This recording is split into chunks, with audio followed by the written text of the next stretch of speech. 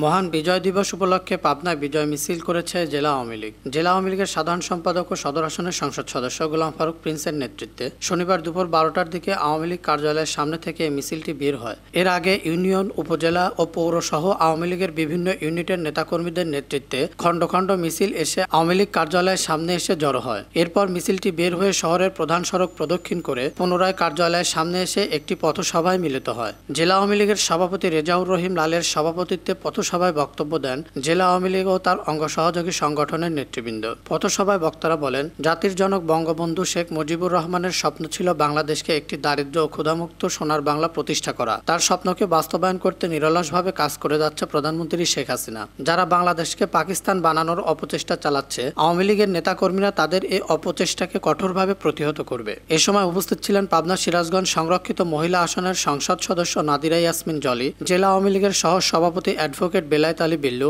সহ সভাপতি ইমদাদুল হক বুলু বিশ্বাস, যুগ্ম সাধারণ সম্পাদক অ্যাডভোকেট আব্দুল আহাদ বাবু, সাংগঠনিক সম্পাদক আব্দুল হান্নান, পৌরসভার মেয়র শরীফ উদ্দিন প্রধান, প্রচার সম্পাদক সর্দার মিঠু আহমেদ, অর্থ সম্পাদক লিয়াকত আলী তালুকদার, বন ও পরিবেশ বিষয়ক সম্পাদক জামিরুল ইসলাম মাইকেল, উপজেলা আওয়ামী লীগের সাধারণ সম্পাদক সোহেল হাসান শাহিন, জেলা আওয়ামী লীগের দপ্তর সম্পাদক মুস্তাফিজুর রহমান সুইট, তথ্য ও গবেষণা সম্পাদক অ্যাডভোকেট তৌফিক ইমাম, উপদপ্তর সম্পাদক রিজভি শাওন, পৌর আওয়ামী লীগের সাধারণ সম্পাদক শাহজাহান মামুন, জেলা মহিলা আওয়ামী লীগের সাধারণ সম্পাদক শামসুন নাহার রেখা, জেলা যুবলীগের আহ্বায়ক আলী মুর্তজা বিশ্বাস সনি, জেলা স্বেচ্ছাসেবক লীগের সভাপতি খন্দকার আহমেদ শরীফ ডাবলু, জেলা যুবলীগের যুগ্ম আহ্বায়ক শিবলি সাদিক, জেলা ছাত্রলীগের সভাপতি মিজানুর রহমান সবুজ সহ জেলা আওয়ামী লীগ ও তার অঙ্গ সহযোগী সংগঠনের নেতৃবৃন্দ।